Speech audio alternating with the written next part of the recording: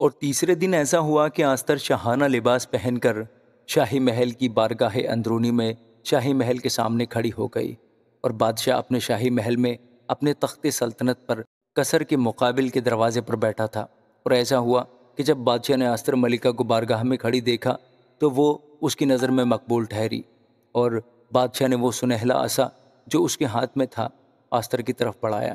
سو Esther نے نزدیک جا کر عصا کی نوک کو چھوا۔ تب بادشاہ نے اسے کہا، آستر ملکہ، تو کیا چاہتی ہے اور کس چیز کی درخواست کرتی ہے؟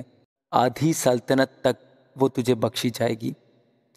آستر نے عرض کی، اگر بادشاہ کو منظور ہو تو بادشاہ اس جشن میں جو میں نے اس کے لیے تیار کیا ہے حامان کو ساتھ لے کر آج تشریف لائے۔ بادشاہ نے فرمایا کہ حامان کو جلد لاؤ تاکہ آستر کے کہے کے موافق کیا جائے۔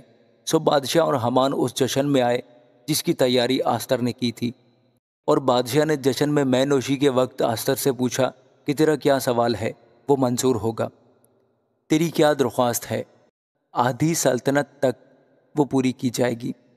آستر نے جواب دیا، میرا سوال اور میری درخواست یہ ہے، اگر میں بادشاہ کی نظر میں مقبول ہوں اور بادشاہ کو منظور ہو کہ میرا سوال قبول اور میری درخواست پوری کرے، تو بادشاہ اور حامان میرے جشن میں جو میں ان کے لیے تیار کروں گی آئیں، اور کل جیسا بادشاہ نے ارشاد کیا ہے میں کروں گی۔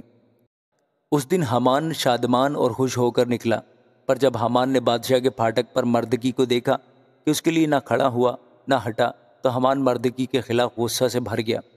تو بھی حامان اپنے آپ کو ضبط کر کے گھر گیا اور لوگ بھیج کر اپنے دوستوں کو اور اپنی بیوی زرش کو بلوایا، اور حامان ان کے آگے اپنی شان و شوکت اور فرزندوں کی کثرت کا قصہ کہنے لگا، اور کس کس طرح بادشاہ نے اس کی ترقی اور اس کو عمرہ اور بادشاہی ملازموں سے سرفراز کیا۔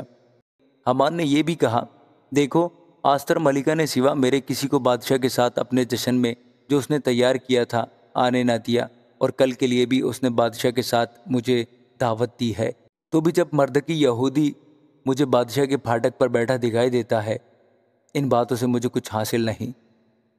تب اس کی بیوی زرش اور اس کے سب دوستوں نے اس سے کہا کہ 50 ہاتھ اونچی سولی بنائی جائے اور کل بادشاہ سے عرض کر کے مردکی اس پر چڑھایا جائے، تب خوشی خوشی بادشاہ کے ساتھ جشن میں جانا۔